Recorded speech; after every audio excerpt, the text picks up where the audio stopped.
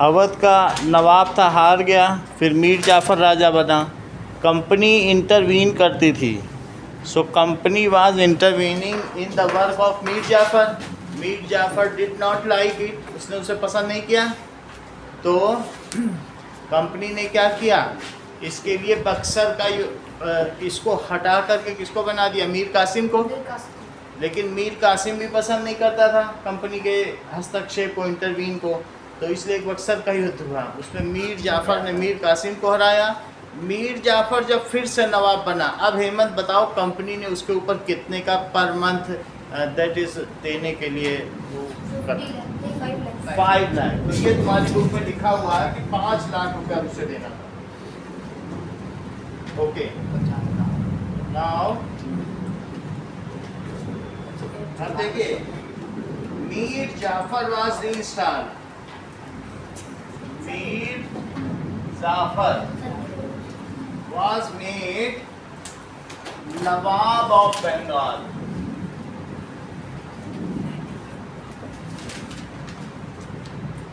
Nawab of Bengal. He has to pay. He has to pay rupees 5 lakh. कितना देना पड़ता है? किसको देना पड़ेगा? To company every month.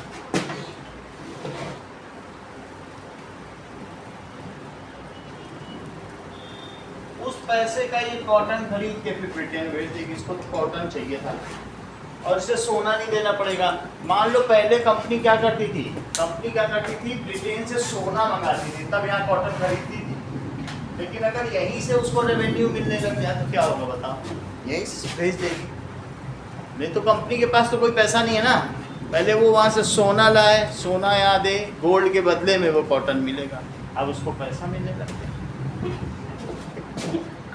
आगे देखिए, by the time Mir Jafar died in 1765 the mood of company had changed.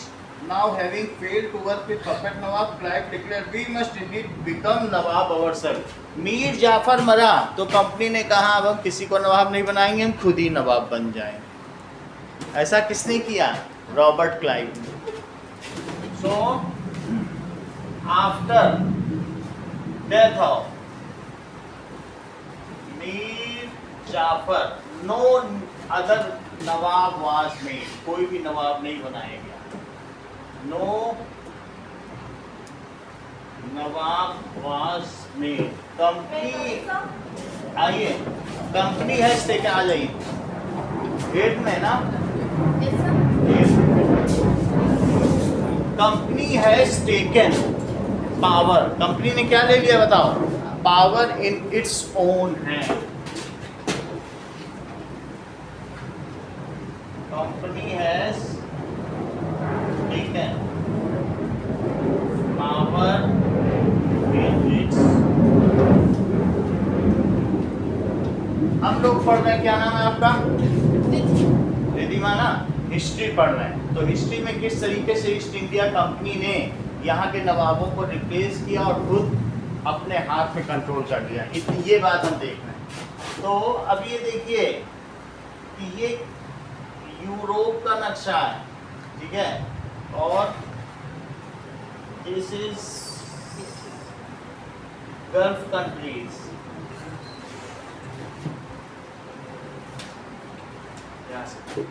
ये पोर्शन कौन सा है? That is British rule. British rule, ठीक है, ब्रिटेन भी कह सकते हो, और अभी इसे यूनाइटेड किंगडम कहते हैं। अब इसका क्या नाम है? United kingdom. इसमें आयरलैंड मिल गया, इसके अलावा, ठीक है, और ब्रिटेन तो था ही, और आसपास के स्कॉटलैंड, इन सबको मिला करके उसने क्या किया? एक यूनाइटेड किंगडम बना दिया। अच्छा, इसी से ईस्ट इंडिया कंपनी आई थी, और East India Company by sea route यहाँ पर पहुंची। यहाँ पर किसका शासन था? There was the rule of that is nawab of Bengal. किसका शासन था बताओ? बंगाल का नवाब था, ठीक है। तो यहाँ पर किसका शासन था बताइए? बंगाल में नवाब सिराजुद्दौला का शासन था। किसका शासन था? सिराजुद्दौला का शासन था। और सिराजुद्दौला ने इन लोगों से कहा, कंपनी के लोगों से, ईस्ट इंडिया कंपनी एक ट्रेडिंग कंपनी थी। जैसे हमारे यहाँ अलग अलग कंपनी होती है ना ट्रेडर्स की, व्यापारियों की, ऐसी एक कंपनी थी। वो यहाँ पर कॉटन ले जाती थी यहाँ से, और यहाँ ले जाके कपड़े बनाती थी, और कपड़े बना करके 2 रुपए के कॉटन से 200 रुपए का कपड़ा बनाती थी, दुनिया को बेचती। बोलो बात समझ में आ गई? अब इसके बाद क्या हुआ, कंपनी को कोई ट्रेड ड्यूटी नहीं देनी पड़ती थी, क्योंकि उसने जहांगीर की बेटी को बचा दिया था। जहांगीर की बेटी को बचा दिया था, तो मुगल एम्परर जहांगीर था, तो उसने क्या किया था, बोला ठीक है तुमको कोई ट्रेड ड्यूटी नहीं पड़ेगी। जब सिराजुद्दौला यहाँ का नवाब बना, उसने कंपनी से कहा नहीं भाई ड्यूटी तो देनी पड़ेगी। ऐसा करने पर सिराजुद्दौला का एक कमांडर था, सेनापति। सिराजुद्दौला कौन था बोलो, यहाँ का नवाब कौन था? सिराजुद्दौला नवाब था। सिराजुद्दौला। और बोलो उसका सेनापति कौन था? मीर जाफर। मीर जाफर। मीर जाफर। सिराजुद्दौला ने मीर जाफर से कहा कंपनी और उसके किले पे आक्रमण करो, लेकिन मीर जाफर को कंपनी ने मिला लिया। बोला तुम हम पे आक्रमण नहीं करना, उसके बदले हम तुमको नवाब बना देंगे। क्या बोला? तुमको नवाब बना देंगे। मीर जाफर ने अपनी सेना को आदेश ही नहीं दिया कि आक्रमण करो, जबकि उस समय सेना में यहाँ पर एक रॉबर्ट क्लाइव था, उसने अपने 30,000 सैनिकों को भी भेजा था। यहाँ पर था, ये मद्रास है ना, मद्रास में रॉबर्ट क्लाइव कौन था? गवर्नर ऑफ मद्रास, ठीक है। तो 30,000 उसके सैनिक खड़े थे, उसके खड़े थे 50,000। ये कासिम बाजार में मुकाबला हुआ। मीर जाफर ने अपनी सेना को आदेश नहीं दिया, उसकी सेना हिली नहीं, तो जीत किसकी हो गई बोलो? कंपनी की। कंपनी ने मीर जाफर से कहा अब तुम नवाब हो, लेकिन तुमको हर महीने 5 लाख रुपया मुझे देना पड़ेगा। समझ में आ गई पूरी बात? तो इस तरीके से फिर मीर जाफर मर गया। मीर जाफर मर गया तो कंपनी ने कहा अब हम किसी और को नवाब बनाएंगे नहीं, अब पूरी शक्ति, now the total control is in our hand. बोलो बात समझ आ गई? मीर जाफर के मरने के बाद कंपनी ने पूरे बंगाल की जितनी भी टेरिटरी थी वो अपने अंडर में कर दी। सही है? आगे की कहानी पढ़ो। तुम्हारे पास हिस्ट्री की बुक नहीं है ना? किसी जगह 2 हैं क्या? 2 बुक है किसी टेबल में? एक ही है? एक है तुरंत। अब आगे देखो, इतनी बात हो गई। आगे तक देखिए, finally in 1765 Mughal emperor appointed the company. तो कंपनी ने as diwan of province of Bengal, diwani allowed the company. अभी तुमको मालूम है कि एक होता है कि किसी भी जिले का डिस्ट्रिक्ट कलेक्टर, डीसी होता है कि नहीं? डिस्ट्रिक्ट कलेक्टर, वैसे जिला अधिकारी भी होता है। तो जिला अधिकारी को भी आप ये कहते हो ये डिस्ट्रिक्ट कलेक्टर वही पोस्ट है, सही है? या डीएम, डिस्ट्रिक्ट मजिस्ट्रेट अभी है, डीएम उसे कहते हैं। लेकिन डीएम का पहले नाम डीसी था, और डीसी से पहले उसका क्या नाम था बताओ? अभी उसे तुम डीएम कहते हो। अभी क्या कहते हो? जो एक आईएएस अफसर बनता है वो पूरे जोधपुर में, अभी वो कौन है, राजीव कौन है, वो बोलता है कि सब स्कूलों की छुट्टी है तो तुम्हारे यहाँ फरमान आ जाता है तुम्हारे व्हाट्सएप पे, उन्हीं का नाम रहता है। डीएम ही तो कहता है कब छुट्टी होगी कब नहीं होगी। तो डीएम पहले क्या बोला जाता था बताओ? डिस्ट्रिक्ट मजिस्ट्रेट, बताइए। डिस्ट्रिक्ट मजिस्ट्रेट को डिस्ट्रिक्ट कलेक्टर कहा जाता था। उसको कहते थे डिस्ट्रिक्ट कलेक्टर। और उससे पहले उसे क्या कहा जाता था? ये बता, दीवान। तुम बहुत पढ़े लिखे हो। क्या कहा? दीवान। इन्होंने कहा कंपनी ने अपने हाथ में तो चीज ले ली, लेकिन कंपनी को रेवेन्यू कलेक्शन का कोई आइडिया था क्या? कंपनी जानती ही नहीं थी लोगों से, हिंदी तक तो बोल नहीं पाती थी, तो बंगाली क्या बोलेगी? तो ऐसे में वो लोगों से पैसा कैसे कलेक्ट करें? सरकारें कलेक्ट कर रही थी, कंपनी नहीं कर पाएगी, तो उसने दीवान नियुक्त किया। बोला तुम हर जिले में क्या करोगे? बोलो, लोगों से क्या कलेक्ट करोगे? टैक्स। बोलो बात समझ में आ गई? तो नाउ कंपनी अपॉइंटेड दीवान। कंपनी ने क्या किया बोलो? कंपनियां, इसी लाइन का पहला पढ़ो, कंपनी अपॉइंटेड दीवान। और वही दीवान बाद में क्या कहलाया? District collector. कलेक्ट करे, जो पैसे को क्या करे? डिस्ट्रिक्ट वाइज कलेक्ट करे। और वही फिर अब क्या बन गया? District magistrate. बोलो बात समझ में आ गई? चलो, now company appointed diwan to collect revenue। अब पूरा जितना भी रेवेन्यू था वो किसकी जेब में आने लगा। अब 5 लाख रुपए नहीं लेती थी कंपनी, अब पूरा रेवेन्यू लेती थी। अब और फायदा, आगे की बात है ना।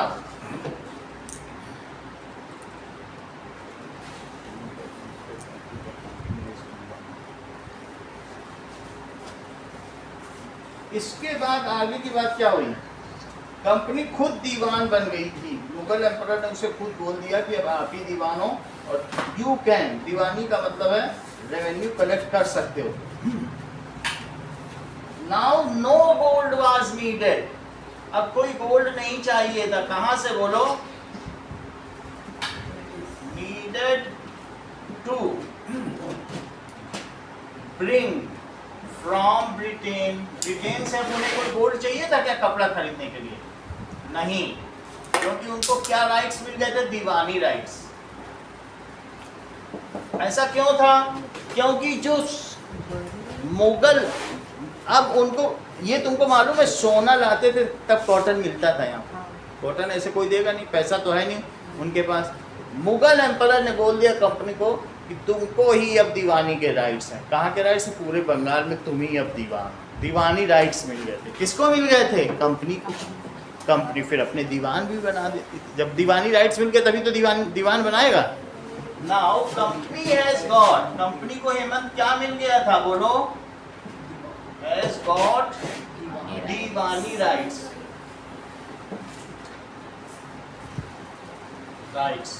इन बंगाल। कभी कोर्ट गए हो कि तुम लोग कि नहीं गए हो? कोर्ट में 2 तरीके के कोर्ट होते हैं, एक होता है दीवानी, एक होता है फौजदारी। दीवानी का मतलब है जो पैसे के मुकदमे लड़े जाते हैं, और फौजदारी का मतलब किसी ने किसी का मर्डर कर दिया। दोनों अलग अलग कैंपस हैं। तुम कभी भी उनके बगल में नहीं खड़े हो, उन अपराधियों के बगल में जो मर्डर करके आए। तुम तो अपने भाई से लड़ रहे हो जमीन के लिए, क्या तुमको उनके साथ खड़ा कर देंगे?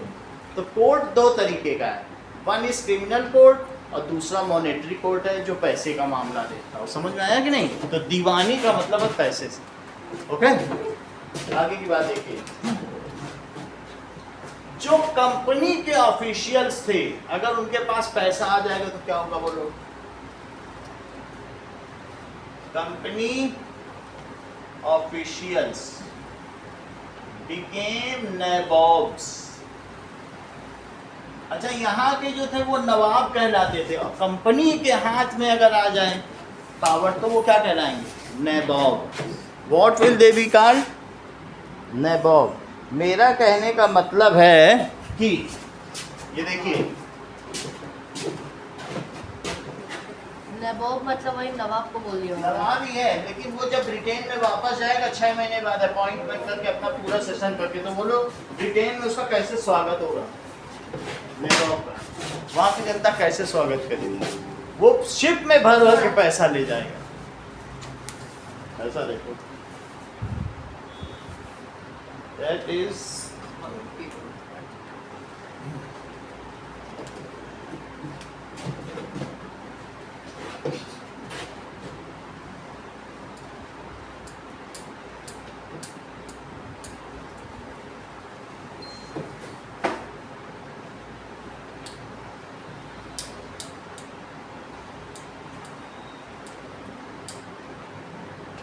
trade into territory chapter PDF।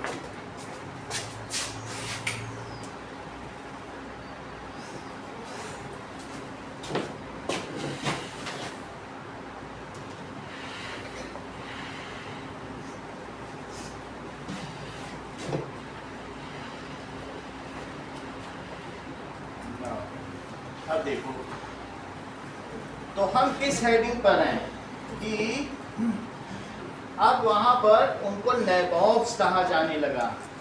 That is company officials now became nawab. चलो तब तक सर्च कर रहा है।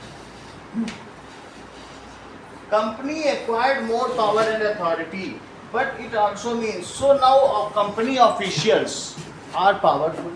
उनको जब दीवानी मिल गई तो वो क्या हो गए बताओ, पावरफुल हो गए कि नहीं? और पावरफुल हो गए। पावरफुल हो गए और उन्हीं के पास पैसा है, हाँ। तो इस वजह से वो क्या कहलाने लगे, nawabs.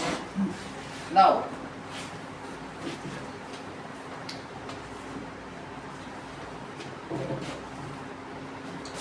After battle of Plassey क्या हुआ?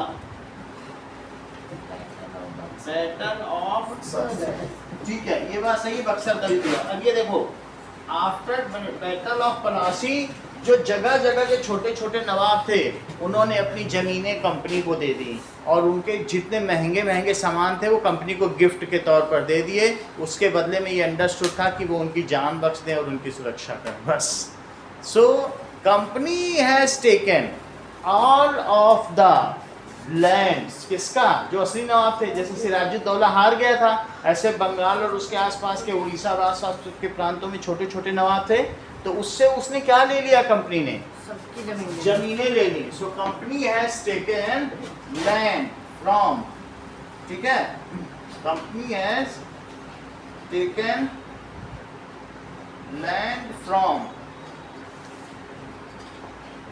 उसे लैंड ले ली, ठीक है। जो कंपनी ऑफिसर से वो कैसे हो गए, one rich and called as nawabs, वो नवाब कहलाने लगे। Now Robert Clive himself amassed a fortune in India. He came to Madras from England at the age of 18.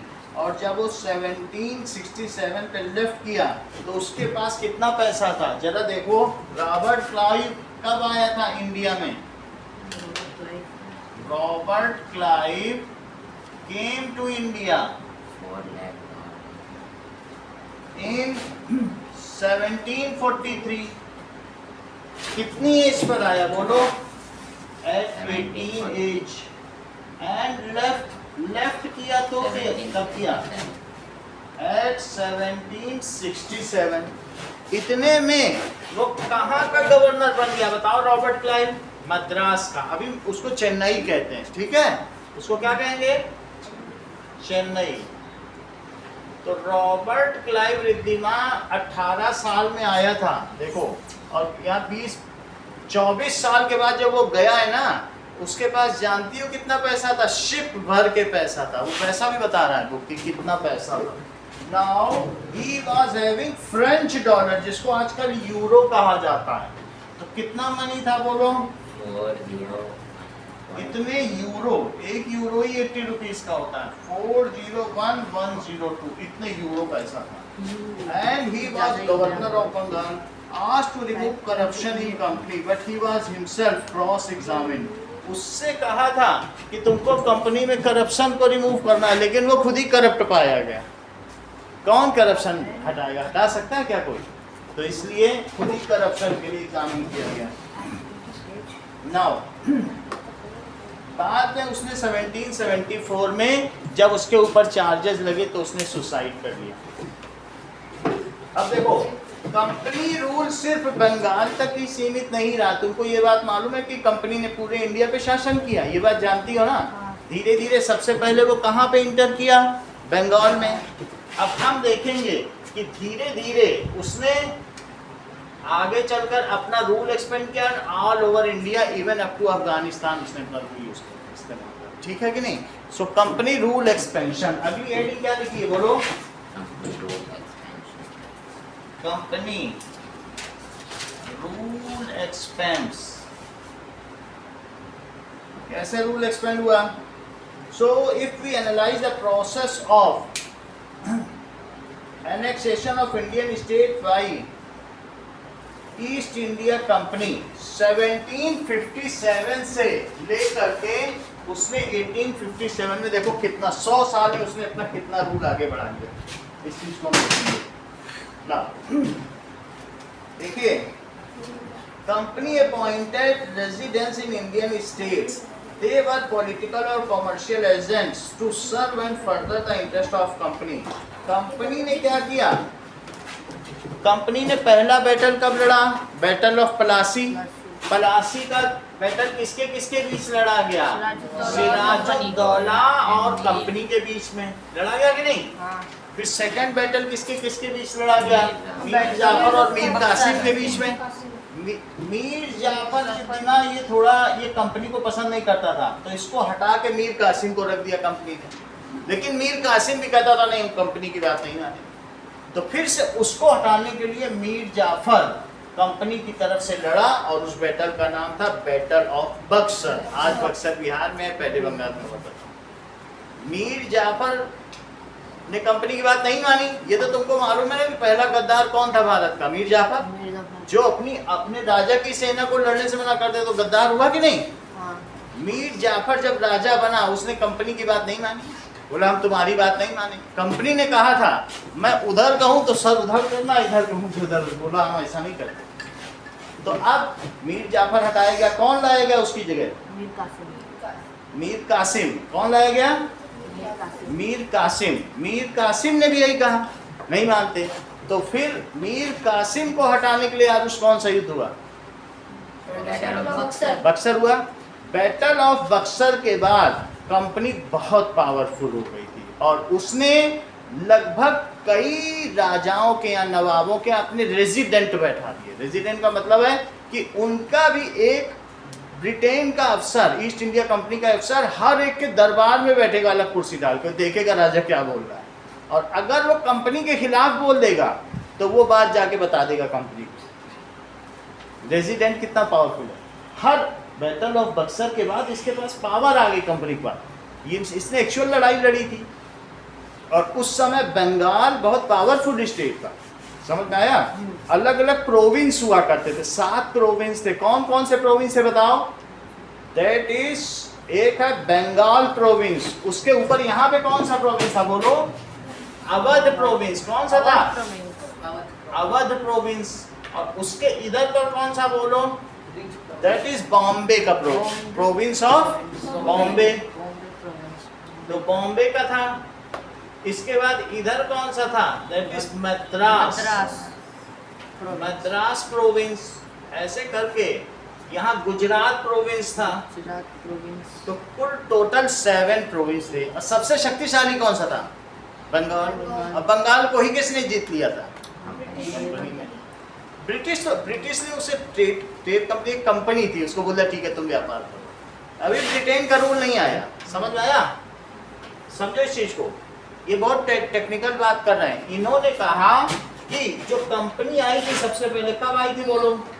सबसे पहला युद्ध कौन सा हुआ था? प्लासी का युद्ध हुआ। तो that is finally army against 1757। Time line देखो, 1757 में कौन सा युद्ध हुआ? Battle of Plassey. और फिर उसके बाद कौन सा युद्ध हुआ? बक्सर का कब हुआ? जरा देखो, 1764। तब तक मीर जाफर राज करता रहा। फिर मीर कासिम भी आया होगा। ये कौन सा बैटल था बोलो? Battle of Buxar. और इसके बाद और भी युद्ध हुए होंगे झांसी में और सब कुछ। लेकिन अभी बहुत इंटरेस्टिंग बात तेजस आनंद ने बोली, वो हम बताते हैं। तुमने क्या बोला? तेजस आनंद ने कहा कि 1857 तक कंपनी पूरे भारत में राज करने लगी। कौन राज करने लगा? British company. अच्छा, एक और बात तेजस बता रहे हैं, यहाँ बताए। तेजस ये बता रहे हैं कि हर प्रोविंस का एक गवर्नर था। कौन था? रॉबर्ट क्लाइव कहाँ का गवर्नर था बोलो? मद्रास का। ऐसे अलग अलग जगह का, कहीं का मैकाले था, कहीं कोई का, सब जगह के अलग अलग गवर्नर थे। और सब गवर्नर के ऊपर इंडिया का कौन गवर्नर था बोलो? उसका क्या नाम था? Governor general of India. जो सबसे शक्तिशाली होता था वो कौन होता था? Governor general of. वो 7 गवर्नर को होल्ड करता। वो अलग अलग हो सकते हैं, लेकिन अभी आप समझो पूरे भारत का जो होता था उसको क्या कहेंगे बोलो? Governor general of India. जैसे हमारे प्रेसिडेंट होता है, लेकिन हर जगह पे क्या होता है? राज्यपाल होता है। अलग अलग यही होता है कि नहीं? तो इस तरीके से हम ये देखते हैं कि 1857 तक कंपनी के गवर्नर जनरल हुआ करते थे। कौन थे बोलो? General. Governor general of India. Governor general of India. 1857 तक। 1857 में क्या हुआ प्रियांश? ये बहुत अच्छा बता रहे हैं। इन्होंने कहा कि मंगल पांडे ने इंडिपेंडेंस डिजाइन डे को, नहीं तो और कोई होता तो बैटल ऑफ बक्सर बोल देता, उल्टा पुल्टा जमाई आती रहती, बोलता रहता नींद में। ये बहुत बड़ी बात होती। बोले सर बक्सर तो 1764 में हुआ। आप लोगों ने ध्यान दिया? इन्हीं पे ध्यान दो, ये पूरा फोकस कर रहे हैं। बोलो 1857 में क्या हुआ बताइए? भारत का प्रथम स्वतंत्रता संग्राम क्या हुआ? मंगल पांडे की पिक्चर देखी है? उसमें उसने क्या किया, कंपनी ने कहा कि तुमको जो कारतूस है उसको मुंह से खींचना पड़ेगा, लेकिन उसमें पिग की भी चर्बी थी और गाय की भी थी। अच्छा, गाय को हिंदू पवित्र मानते हैं, हाँ। और जो पिग है उसको मुस्लिम लोग घृणित मानते हैं, हाँ। डिस्गस्टिंग। तो मुस्लिम ने कहा कि हम भी नहीं खींचेंगे, उसको खींचना पड़ता तो तब फायर कर सकते। तो हिंदू और मुस्लिमों ने क्या किया? विद्रोह कर दिया। कब किया विद्रोह? 1857 में। बोलो ठीक है। 57 सारे सैनिक ही विद्रोह कर देंगे। जो ब्रिटेन के ईस्ट इंडिया कंपनी थी उसके सैनिक तो भारत के ही थे। तो जब इतना बड़ा विद्रोह हुआ तो ये खबर किसके पास पहुंची बोलो? एलिजाबेथ। किसके पास? एलिजाबेथ ने कहा तुम हमारी ब्रिटेन के वहां पर सब खराब कर रहे हो इमेज, वहां लोगों ने तुम्हारे खिलाफ विद्रोह कर दिया, हटो। कंपनी को बुला लिया, बोला अब गवर्नर जनरल नहीं होगा, अब वाइस राय होगा। Now the power is in hand of mighty queen. क्या बोल दिया उसने? क्वीन। और फिर 57 से कब तक बोलो वहां पर वाइस राय रहा? 47 यही चीजें बोल रहे हैं आप, इनकी बात ध्यान से सुन नहीं रहे हैं। 1947 उसके बाद now governor general of India is replaced bye, किसके द्वारा रिप्लेस हो गया? वाइस राय। किसके द्वारा? वाइस राय। लॉर्ड माउंटबेटन हमारे यहाँ का लास्ट वाइस राय था। और फिर हमारे जो अपने बने राजगोपालाचारी फर्स्ट इंडिपेंडेंट के हुए। तो इसके बाद now governor general is replaced by viceroy. is replaced by vice। अब ये तेजस आनंद ने ये बात उठा दी तो हमें बतानी पड़ी। इन्होंने कहा सर ये चीज पॉइंट है इंक्लूड करो, बहुत बड़ी बात उठाई।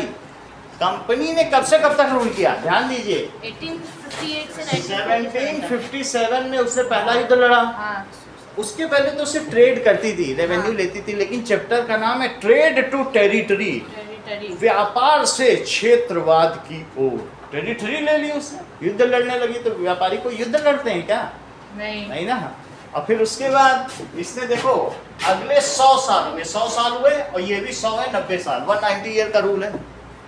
तो 100 साल तक गवर्नर जनरल ऑफ इंडिया और अगले 90 ईयर्स तक बोलो क्या नाम बेटा आपको? रिद्धिया बोलो। अगले 90 साल तक किसने राज किया? ब्रिटेन ने किया ना, on the name of mighty queen. और उस समय भारत का हेड कौन होता था? वाइस। और जो पहले 100 साल थे उस समय कौन होता था? Governor general of India. तुम सब जानते हो। और गवर्नर जनरल के अंदर में 7 गवर्नर होते थे। बोलो बात समझ आ गई? सही है। आगे की बात, इतनी बात तो तुमको समझ आ गई। ये रेजिडेंट कौन होते हैं लवलेस? वो इनकी मुस्कुराहट देखोगे तो जवाब मिल जाएगा। इनकी मुस्कुराहट में ही जवाब। इन्होंने कहा कि जो नवाब्स के कोर्ट में एक ब्रिटिश मेंबर या कंपनी का मेंबर बैठता था, वही रेजिडेंस होता था, वो लिखता था कि क्या बोल रहा है राजा। सो नाउ अब हम आते थे company rule expends. Now company has appointed resident. किसको अपॉइंट कर दिया बोलो? Resident in court of all nawabs. भाई इतना बड़ा युद्ध जीत गई तो उसने बोला हमारा भी एक आदमी सब जगह रखेगा, वो सुपरविजन करेगा। सही है। तो क्या हुआ बताइए? Company has appointed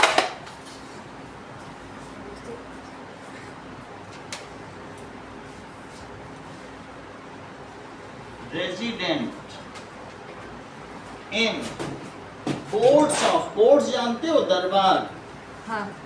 courts of nawabs. नवाब के कोर्ट्स को रेजिडेंस। रेजिस्टेंस ये क्या करता था? सुपरवाइज। The court activity. वहाँ हो क्या रहा है उसको करता था, and report it to company. और किसको रिपोर्ट कर देता था? कंपनी।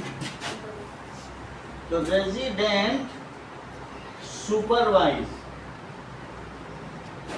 करता था द कोर्ट एक्टिविटी। कोर्ट तुम दरबार को लिखो, दरबार की एक्टिविटी को देखता था।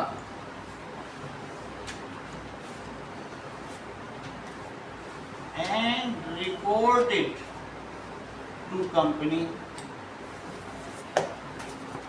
इतना काम करता था। अब अगली बात देखिए, ये तो बात हो गई कि कंपनी का धीरे धीरे रूल बढ़ने लगा। नाउ अब देखिए,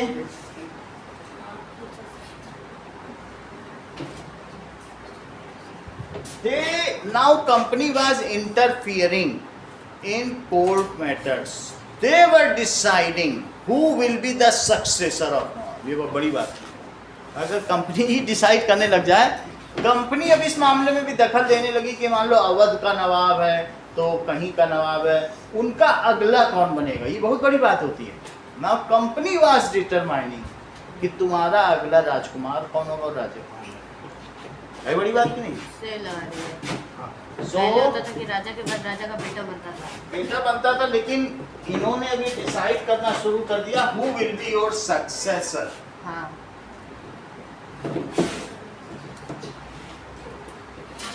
ओके, आगे की बात देखिए। नाउ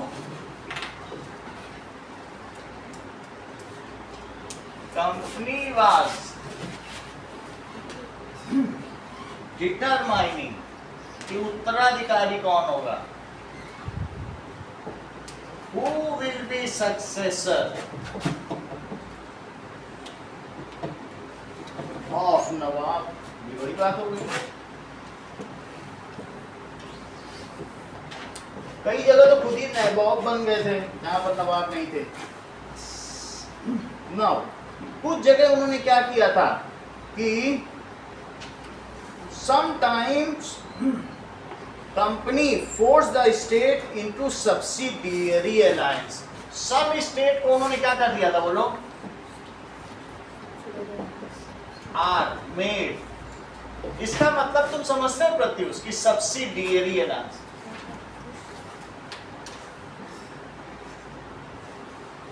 कुछ स्टेट्स को उन्होंने बोला कि सब्सिडियरी अलायंस। इस चीज का मतलब समझो कि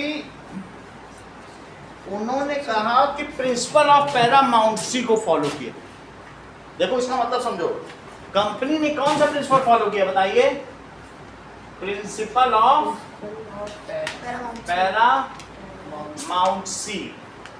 इसका मतलब रिद्धिमा समझो, इसका मतलब हुआ कि कंपनी कहती है कि कंपनी के हित सर्वश्रेष्ठ हैं। क्या बोला? कंपनी के हित क्या हैं? सर्वश्रेष्ठ। कोई भी राजा कंपनी के अगेंस्ट नहीं जा सकता। उसी के लिए तो उसने रेजिडेंस को नियुक्त किया था। सही है। और ये क्या चीज सब्सिडियरी अलायंस क्या है? You are having alliance with us. तुमने हमारे साथ गठबंधन करा। अलायंस का मतलब समझते हो? गठबंधन कर लिया है, कंपनी की छत्र छाया में हो। Now you can not keep your independent army. You will keep army on the name of company. उनको किसकी शपथ दिलाओगे? कंपनी की। और कंपनी उनको पेमेंट देगी। तुमको उनके पास, उनको अपने पास रखना है, खिलाना पिलाना, लेकिन पेमेंट कौन देगी? कंपनी। तुम पैसा दोगे कंपनी को, टैक्स, और कंपनी उनको पेमेंट देगी। अच्छा, सैनिक को जिससे वेतन मिलती है वो उसका विश्वास भक्त होता है कि जो रखता है उसका वेतन जहाँ से मिलता है।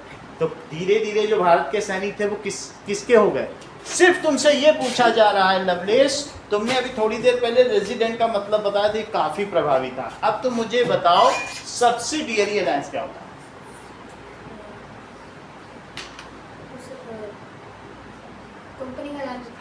Company, you will be under the safe guard of company. तुम्हारी रक्षा कौन करेगा? कंपनी। तुम्हारे पास है 500 ही सैनिक हो, कोई चिंता नहीं, हम बचाएंगे तुमको। हाँ, हर महीने 50,000 रुपए देते रहना, हमारी सेना रखना, वो सेना हमारी है। समझ में आई चालाकी कंपनी की। हाँ। और प्रिंसिपल ऑफ पैरामाउंटसी का मतलब क्या होता है? कंपनी के हित सर्वश्रेष्ठ हैं। That is all the benefits welfares of company is supreme. Elizabeth is supreme and we are taking oath under Elizabeth. हम सब उसकी शपथ लेते हैं। वी विल बी, हम क्या रहेंगे बताइए?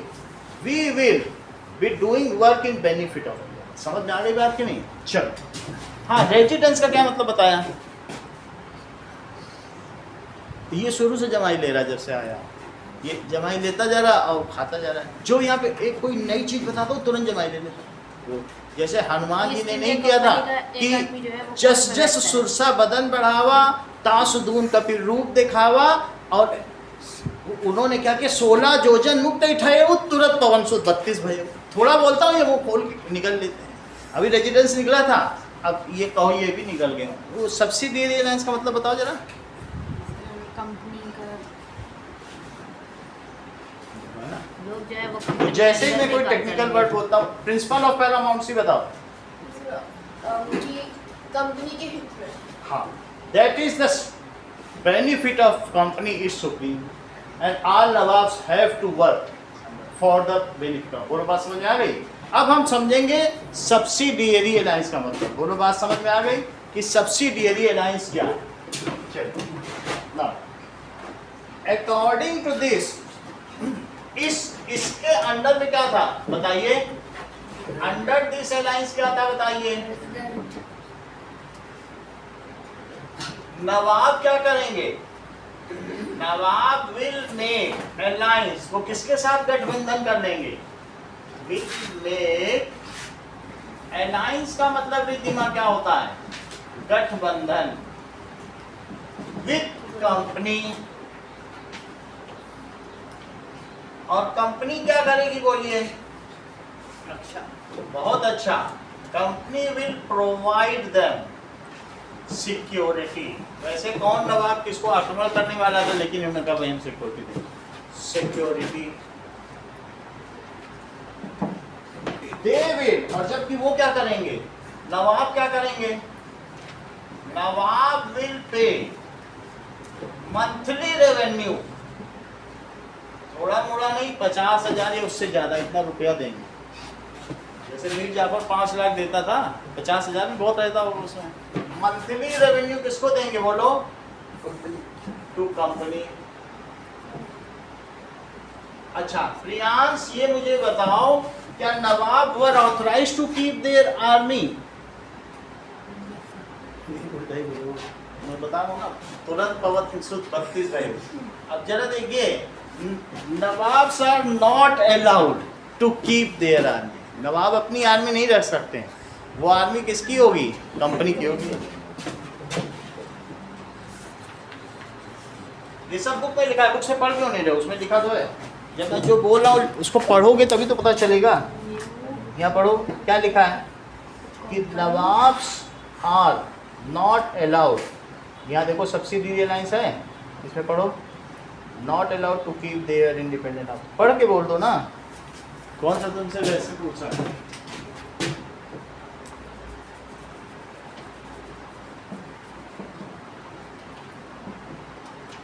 देयर आर्मी, उन्हें क्या करना था बोलो? कंपनी के नाम पे रखना था। और क्या करना था बताइए? They have to pay for subsidiary force, that is company was maintaining army, और वो उसको पे करते थे। चलो अब अगली बात देखो, अगर मान लो कोई नवाब 50,000 रुपये महीने दे रहा है, किसी महीने वो 25,000 रुपये दे पाए, तब कंपनी क्या करेगी? उनका केक काट लेगी, कहेगी इतना अवध अब मेरा हुआ। समझ आया? मतलब जैसे तुमने 25,000 दिया तो कहेंगे 1/4 अवध इज नाउ माइन। फिर तुम और कम करोगे और फिर अल्टीमेटली जब तुम फेल ही हो जाओगे तो तुमको हटा के दूसरे को रखोगे। फिर वो बोली लगाएगी, कौन है राजा, कौन है रईस जो 50,000 दिलवा सकता है?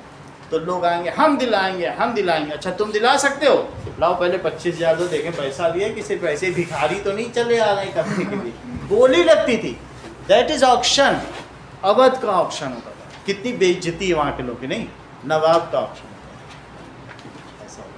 So if Nawab failed to pay revenue, then a part of territory is annexed. X जानते हो कुल्हाड़ी को कहते हैं, और annexed का मतलब काट के ले लिया।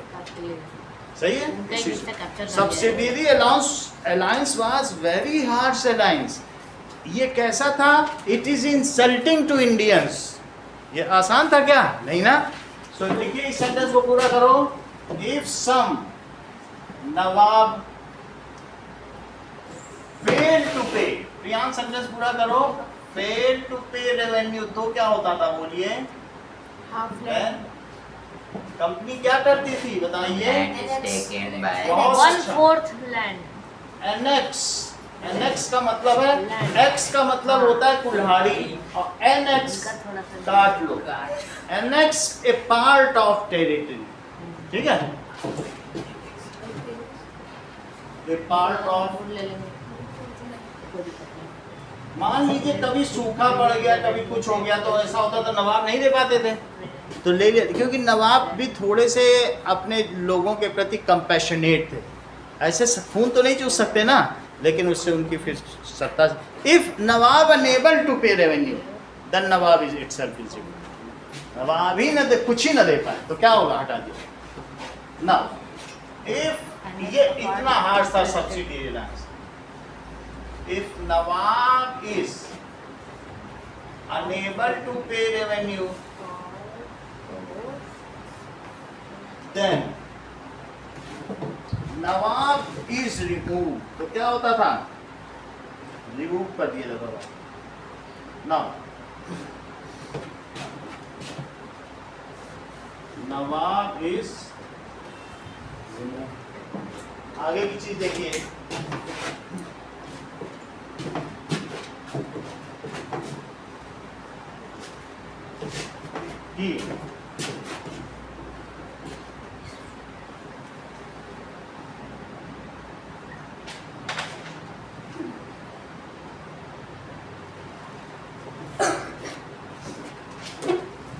Now next is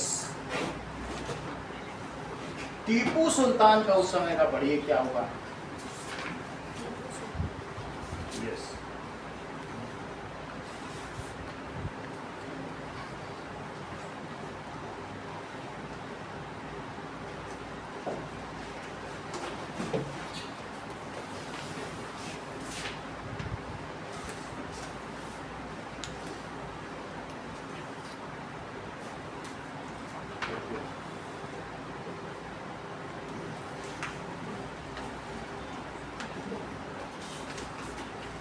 क्षमा कुटी सन 57 में वह तलवार पुरानी की। अब कुछ बातें देखो, कंपनी कैसे रूल चलाती थी, इस चीज को आप देखिए।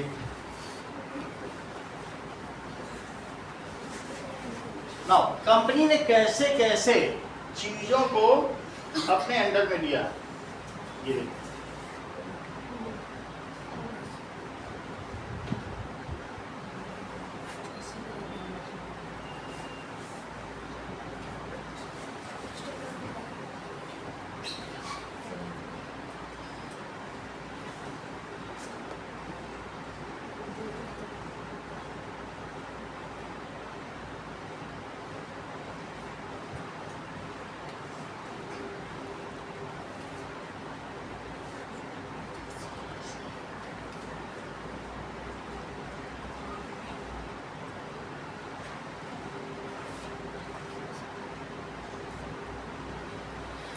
सी देखो, इसमें सारी बात बताई कि कैसे कैसे ली गई है। सुभद्रा कुमारी चौहान ने बताया था कि खूब लड़ी मर्दानी, वो तो झांसी वाली रानी थी। झांसी को उन्होंने कैसे अनेक्स किया ये तो मालूम है ना। चमक उठी सन 57 में वह तलवार पुरानी थी। और कैसे बताया गया? सिंहासन हिल उठे राजवंशों ने भ्रकुटी तानी थी, बूढ़े भारत में आई थी फिर से नई जवानी थी, गुमी हुई आज़ादी की कीमत हमने पहचानी थी, चमक उठी सन 57 में वह तलवार पुरानी थी। ये बताया गया 57 की बात है। अभी तुम लोगों ने देखा ना 57 में इन्होंने क्या बताया कि मंगल पांडे ने हथियार उठा लिए, बोले हम तो कारतूस मुँह से नहीं लगाएंगे, उसमें गाय की चर्बी, मैं पांडे हूँ, मैं तो ब्राह्मण हूँ, मैं गाय को पवित्र मानता हूँ, मैं उसको मुँह से कैसे लगा दूँ। ऐसे मुसलमानों ने भी क्या ये बात समझ आई? उसी समय क्या हुआ बताइए? इनकी प्रिंसिपल ऑफ पैरामाउंसी और सब्सिडियरी अलायंस में इन्होंने एक चालाकी चली कि जिस रानी का बेटा नहीं होगा, जिस राजा का, वो राज्य हड़प करने की डलहौजी ने ठानी थी। उस समय डलहौजी भी एक गवर्नर था और उसने क्या कहा था, जिसका बेटा नहीं होगा उसका दत्तक पुत्र का मतलब गोद लिया हुआ बेटा नहीं बैठ सकता और उसको हमारे ही अंडर में उसका राजा से। समझ में आ गया कि नहीं? तो इसको हड़प करने की नीति इन्होंने ठानी थी। अब जरा देखिए, ये इसी चैप्टर का ही पूरा लिख दिया है, यही चैप्टर ही लिख दिया, समझ लीजिए। अब जरा देखिए, कानपुर के नाना की मुंह बोली बहन छबीली थी, लक्ष्मीबाई नाम पिता की वह संतान अकेली थी, नाना के संग पढ़ती थी वो, नाना के संग खेली थी और बर्छी ढाल कृपाण कटारी उसकी यही सहेली थी। समझ में आया? शुरू से ही वो बर्छी ढाल, वीर शिवाजी की गाथाएं उसको याद जवानी थी, बुंदेले हरबोनों के मुंह, ये रानी की बात कही गई है। अब ये सब तो आगे हम पढ़ लेंगे, लेकिन आगे देखो धीरे धीरे उसके वो झांसी की रानी बन गई, कानपुर के लिए झांसी की रानी बन गई। धीरे धीरे उसके पति मर गए। अब पति मर गए तो उनकी कोई संतान तो थी नहीं। उसके बाद क्या हुआ बताइए ना। अब यहां से बुझाधीप झांसी का, तब डलहौजी मन में हर्ष आया। डलहौजी उस समय गवर्नर था और उसने क्या बोल रखा था कि कोई भी दत्तक पुत्र, गोद लिया हुआ बेटा नहीं बन पाएगा। अब जरा देखो, फौरन फौजें भेज दुर्ग पर अपना झंडा फहराया, लावारिस का वारिस बनकर ब्रिटिश राज झांसी आया, अश्वपूर्ण रानी ने देखा झांसी हुई वीरानी थी। देखो इसमें अब यहां से ये बता रहा, छिनी राजधानी दिल्ली की, कैसे कैसे उन्होंने छीना, बिल्कुल इसी ऑर्डर में लिखा। और ये तुम्हारी इसी चैप्टर का एक पैराग्राफ है, वही पूरा सुभद्रा कुमारी चौहान ने उतार दिया। अगर मैं तुमको उसका ट्रांसलेशन कराऊंगा तो यहाँ दिखाऊंगा। छीनी राजधानी दिल्ली की, लखनऊ छीना बातों बात। वहां के जो मुगल थे ना, उनको हटा दिया कि भाई अब तुम्हारा कोई दत्तक पुत्र नहीं चलेगा, ओरिजिनल पुत्र तो बैठो। लखनऊ छीना बातों बात, कैद पेशवा था, बिठूर में नागपुर पर किया था घात, नागपुर को भी छीन लिया। उदयपुर, तंजौर, सतारा, कर्नाटक की भी यही कहानी थी। इसी ऑर्डर में उसने लिया, उदयपुर लिया, उदयपुर राजस्थान में, तंजौर, सतारा ये सब महाराष्ट्र के हैं। उनकी कौन पिसार, जबकि सिंध, पंजाब, ब्रह्म पर अभी हुआ था ब्रजनिपात, वहां पर क्या हुआ था, वहां पर भी राजा अभी वहां पर उनकी डेथ हुई थी, तो उन पर भी एनेक्स कर लिया था। तो हम ये देखेंगे कि कैसे इसने दिल्ली हड़पा, लखनऊ हड़पा, उदयपुर हड़पा, तंजौर, सतारा, ठीक है, और इसके अलावा सिंध, पंजाब, इन सबको इसने हड़प लिया था। बंगाल, मद्रास आदि की भी तो यही कहानी थी। बोलो बात तुमको समझ में आ गई कि ये जो हम पढ़ने जा रहे हैं इसमें लिखा है कि आगे देखो कि ये तो तुम्हें बात समझ में आ गई। अगला क्वेश्चन देखो, ये जो सब्सिडियरी अलायंस में बोलो किसकी सत्ता ले ली गई? That is nawab of Awadh. यहाँ पे क्या लिखा है बोलो? अवध का नवाब। उसको अपनी सत्ता इसी से छोड़नी। तो यहाँ पर बुक में पढ़ो आखिरी line, nawab of Awadh was forced to leave its territory. लिखा है कि नहीं? कंपनी ने 1801 में ले लिया। ये जब आंसर पढ़ोगे क्वेश्चन आंसर वहां पर भी आएगा। इन 1801 नवाब ऑफ अवध ने क्या किया? Has left his territory.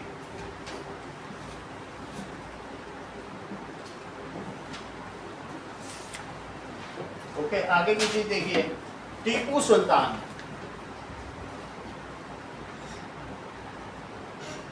कल मैथ्स की क्लास होगी। द टाइगर ऑफ मैसूर, ये जो इंडिया का ये वाला हिस्सा है, टीपू सुल्तान कहाँ पे था बताओ? टीपू सुल्तान कर्नाटक में था। कर्नाटक है, लेकिन उस समय कर्नाटक बहुत ज्यादा था और यहाँ पर मैसूर इसका माइटी कैपिटल था। माइटी कैपिटल, बहुत शक्तिशाली, माइटी। हाँ, मैसूर। तो इसको क्या कहा जाता था? टीपू सुल्तान हैदर अली का बेटा। किसका बेटा था? हैदर अली का। और ये कहा जाता है कि टीपू सुल्तान एक बार जंगल में गया था तो वो टाइगर से भिड़ गया था। उसने टाइगर का मुंह पकड़ के उसका मुंह फाड़ के रख दिया और तभी उसे टाइगर भी कहा जाता है। उसका चित्र तुम्हारी बुक में बना हुआ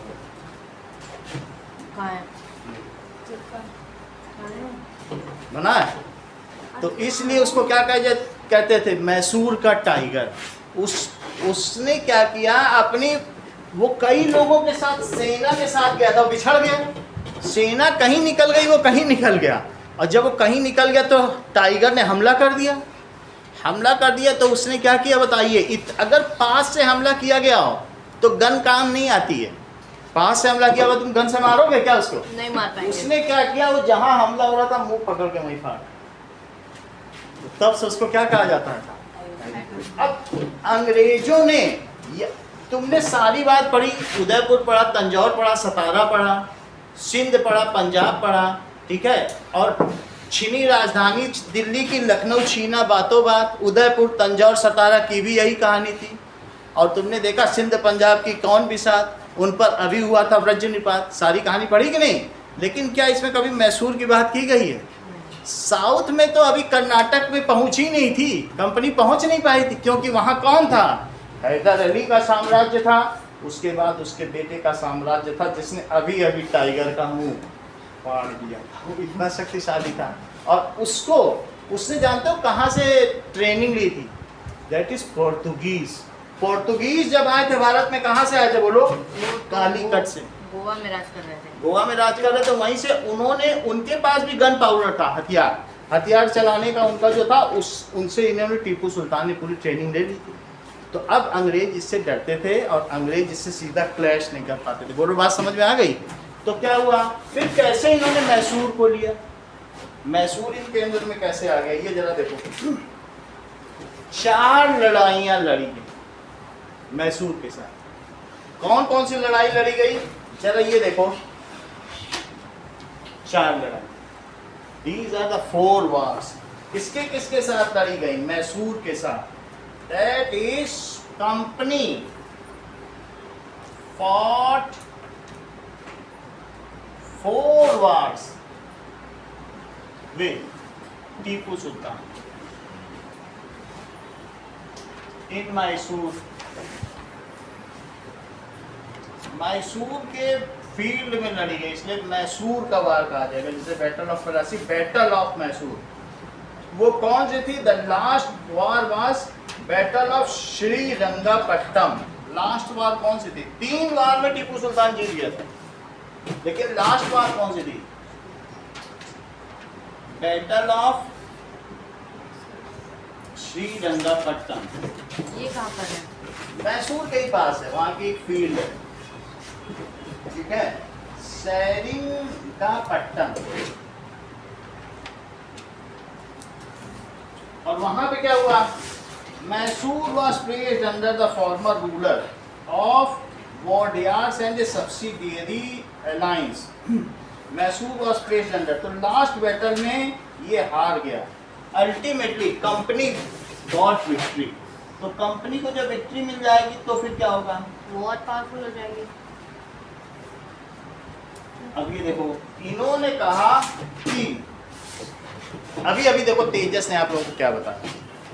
तेजस ने हम लोगों को बताया कि टीपू सुल्तान के 2 लड़के पकड़ लिए और उसको कंपनी अपने साथ ले गई, हाईजैक कर लिया। बोला अब तुम हार गए हो, तुम्हारे दोनों बेटे हमारे साथ कैद में नहीं। देखो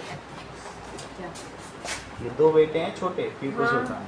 तो ये क्या किया, उन्होंने सन्स ऑफ टीपू सुल्तान को होस्टेज बना दिया। 2 बेटे सन ऑफ टीपू, कंपनी निकाल करके देखा आपने? देखा आपकी बुक में नहीं, इसमें देखो। दोनों बेटों को उसने क्या कर दिया, और उसने बोलो मैसूर की सत्ता किसको दे दी? Now Tipu Sultan was killed. Tipu Sultan मारा गया, उसके बेटे होस्टेज हो गए, तो कंपनी जीत गई, टीपू सुल्तान किल हो गया। अब इस तरीके से क्या हुआ बोलो? क्या मैसूर भी उनके अंदर में आ गया? हाँ। ये चीज हो गई। अब देखिए, and a subsidiary alliance was placed there, कि भाई अब तुम भी हमारे अंडर में हो, चलो 5 लाख रुपए महीने देना।